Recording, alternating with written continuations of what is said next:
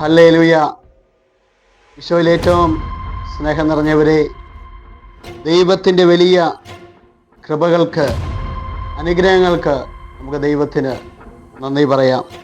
ഇന്ന് നാം ധ്യാനിക്കുന്നത് വിശുദ്ധ പൗലോസ് അപ്പോസ്തലൻ ഫിലിപ്പിയർക്കെഴുതിയ ലേഖനം 4-ാം അധ്യായം 4 മുതൽ 7 വരെയുള്ള തിരുവചനങ്ങളാണ്. ഇപ്രകാരം വചനം പറയുന്നത്: നിങ്ങൾ എപ്പോഴും നമ്മുടെ കർത്താവിൽ സന്തോഷിക്കുവിൻ. ഞാൻ വീണ്ടും പറയുന്നു, നിങ്ങൾ സന്തോഷിക്കുവിൻ. ഇവിടെ പൗലോസ് അപ്പോസ്തലൻ പറയുക, നിങ്ങൾ കർത്താവിൽ എപ്പോഴും സന്തോഷിക്കുവിൻ. ദൈവത്തിൽ നമ്മൾ എപ്പോഴും സന്തോഷിക്കുന്നവരായി തീരണമെന്നാണ് ദൈവം ആഗ്രഹിക്കുന്നത്. എപ്പോഴും സന്തോഷിക്കുവിൻ. 1 തെസ്സലോനിക്ക 5:16 പറയുന്നു, നിങ്ങൾ എപ്പോഴും സന്തോഷത്തോടായിരിക്കുവിൻ. ഇവിടെയും വചനം പറയുക, എപ്പോഴും നിങ്ങൾ കർത്താവായ യേശുവിൽ സന്തോഷിക്കുവിൻ. നമ്മുടെ സന്തോഷം, നമ്മുടെ ആനന്ദം നമ്മുടെ കർത്താവില.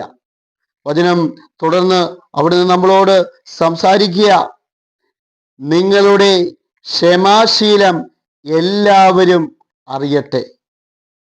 നമ്മുടെ ക്ഷമാശീലം എല്ലാവരും അറിയണം. നമ്മുടെ കർത്താവ് എപ്രകാരമാണ് ക്ഷമിച്ചത്, കർത്താവിൻ്റെ ആ ക്ഷമാശീലം നമ്മളിലും നിറയണം.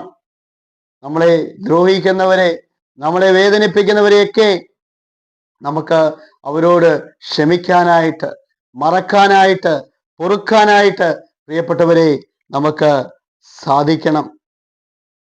തുടർന്ന് വചനം പറയുക, കർത്താവ് അടുത്തെത്തിയിരിക്കുന്നു. കർത്താവ് അടുത്തെത്തിയിരിക്കുന്നു. നമ്മുടെ ജീവിതത്തില് കർത്താവ് എപ്പോഴും നമ്മുടെ കൂടെയുണ്ട്. കർത്താവ് അടുത്തെത്തിയിരിക്കുന്നു. എപ്പോഴും ഒരുക്കത്തോടെ ആയിരിക്കുവാനുള്ള ഒരു സൂചനയാണ് പരിശുദ്ധാത്മാവ് ഈ വചനത്തിലൂടെ നമ്മളോട് അരുൾ ചെയ്യുന്നത്.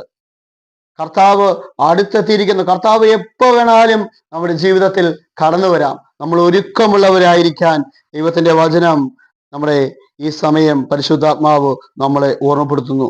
ഒന്നിനെക്കുറിച്ചും ആകുലരാകണ്ട. ഇന്ന് ഒരുപാട് പ്രാർത്ഥിക്കുന്ന മനുഷ്യര് പല കാര്യങ്ങളെക്കുറിച്ച് ആകുലപ്പെട്ട്, നിരാശപ്പെട്ട്, ദുഃഖിച്ച് തളർന്നു പോകുക. പക്ഷെ ദൈവവചനം പറയുക, നിങ്ങൾ ഒന്നിനെക്കുറിച്ചും ആകുലരാകണ്ട.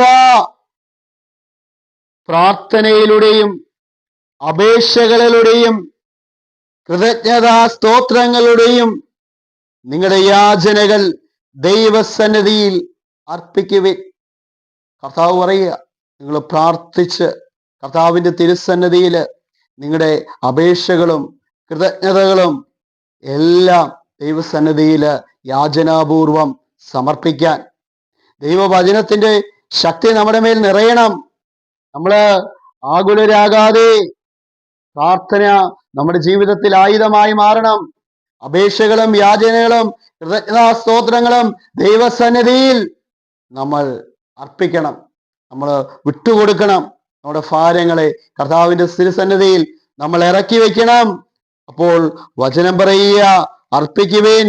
അപ്പോൾ നമ്മുടെ എല്ലാ ധാരണയെയും അതിലംഘിക്കുന്ന ദൈവത്തിന്റെ സമാധാനം നിങ്ങളുടെ ഹൃദയങ്ങളെയും ചിന്തകളെയും യേശു ക്രിസ്തുവിൽ കാത്തുകൊള്ളും. കേട്ടോ? അപ്പോൾ ദൈവത്തിന്റെ ശക്തി നമുക്ക് അനുഭവിക്കാൻ പറ്റും. ദൈവത്തിന്റെ സമാധാനം നമ്മുടെ ഹൃദയങ്ങളിൽ വന്ന് നിറയും. വചനം പറയുക, അപ്പോൾ എല്ലാ ധാരണകളെയും അതിലംഘിക്കുന്ന ദൈവത്തിന്റെ സമാധാനം നിങ്ങളുടെ ഹൃദയങ്ങളെയും ചിന്തകളെയും യേശു ക്രിസ്തുവിൽ കാത്തുകൊള്ളും. അപ്പൊ പ്രിയപ്പെട്ടവരെ, നമ്മൾ ഏത് സാഹചര്യം ഉണ്ടായാലും, ചിലപ്പോൾ നമ്മൾ കടബാധ്യതയുടെ കടന്നു പോകുന്നുണ്ടായിരിക്കാം, നമ്മൾ പ്രതികൂലങ്ങളിലൂടെ കടന്നു പോകുന്നുണ്ടായിരിക്കാം, നമ്മൾ വിഷമങ്ങളിലൂടെ കടന്നു പോയതുകൊണ്ടായിരിക്കാം. നമ്മൾ തളർന്നു പോകരുത്, നമ്മൾ തോറ്റു പോകരുത്. നമുക്ക് വേണ്ടി കാൽവരിയിൽ വിജയിപ്പിച്ച ഒരു കർത്താവുണ്ട്. ആ കർത്താവിന്റെ തിരുസന്നിധിയിൽ നമ്മുടെ പ്രാർത്ഥനകളും യാചനകളും നമ്മൾ സമർപ്പിക്കണം. അപ്പോൾ നമ്മുടെ ഹൃദയങ്ങളിൽ കർത്താവ് ഇടപെടും. നമ്മുടെ ജീവിതങ്ങളിൽ സമാധാനം നിറയും. നമ്മുടെ പ്രശ്നങ്ങളിൽ ദൈവം ഇടപെടുന്നത് നമുക്ക് കാണുവാൻ സാധിക്കും. കർത്താവ് നമ്മെ വിളിച്ചിരിക്കുന്നത് സന്തോഷത്തോടെ ആനന്ദത്തോടെ ജീവിക്കാനായിട്ടാണ്. കർത്താവാണ് നമ്മുടെ ആനന്ദം. അതുകൊണ്ട് നമ്മുടെ ജീവിതത്തിൽ ഉണ്ടാകുന്ന പ്രതികൂലങ്ങളെ, പ്രശ്നങ്ങളെ ഓർത്ത് തളർന്നു പോകാതെ, ഉത്കണ്ഠപ്പെട്ട്, നിരാശപ്പെട്ട്, ആകുലപ്പെട്ട് നമ്മൾ തളർന്നു പോകാനുള്ളവരല്ല. ഈശോ പറയുന്നുണ്ട്, നിങ്ങൾ ഒന്നിനെക്കുറിച്ചും ആകുലരാകണ്ട, നാളെക്കുറിച്ച് നിങ്ങൾ ആകുലരാകണ്ട. നമ്മളെപ്പോഴും കർത്താവിൽ സന്തോഷത്തോടെ ദൈവത്തിന് നന്ദി പറഞ്ഞ്, ദൈവത്തെ ആരാധിച്ച്, ദൈവത്തിന് കൃതജ്ഞത അർപ്പിച്ച് നമ്മൾ മുൻപോട്ട് പോയാൽ നമ്മുടെ ജീവിതങ്ങൾ വലിയ അനുഗ്രഹങ്ങളായി മാറും, കൃപയായി മാറും. പരിശുദ്ധാത്മാവ് നമ്മളെ ഈ വചനത്തിലൂടെ അഭിഷേകം ചെയ്യുക. പ്രിയപ്പെട്ടവരെ, നമ്മുടെ ജീവിതങ്ങളെ ഈശോയുടെ കരങ്ങളിലേക്ക് നമുക്ക് ഈ വചനത്തിന്റെ ശക്തിയാൽ നമുക്ക് സമർപ്പിക്കാം. നമ്മുടെ ജീവിതത്തെ ആകുലപ്പെടുത്തുന്ന, നിരാശപ്പെടുത്തുന്ന എല്ലാ പ്രതികൂലങ്ങളെയും യേശുവിന്റെ കരങ്ങളിലേക്ക് നമുക്ക് പ്രാർത്ഥനയായിട്ട്, കൃതജ്ഞതയായിട്ട്, അപേക്ഷയായിട്ട്, യാചനകളായിട്ട് ഈ സമയം നമുക്ക് വിട്ടുകൊടുക്കാം.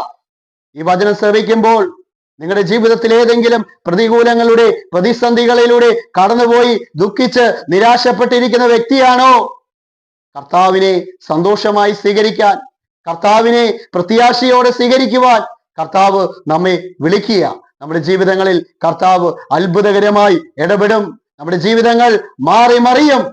നമുക്ക് പ്രത്യാശയോടെ യേശു അപ്പന്റെ കൂടെ കരം പിടിച്ചുകൊണ്ട് നമുക്ക് നടക്കാം. ദൈവം അതിന് നമ്മെ സഹായിക്കട്ടെ.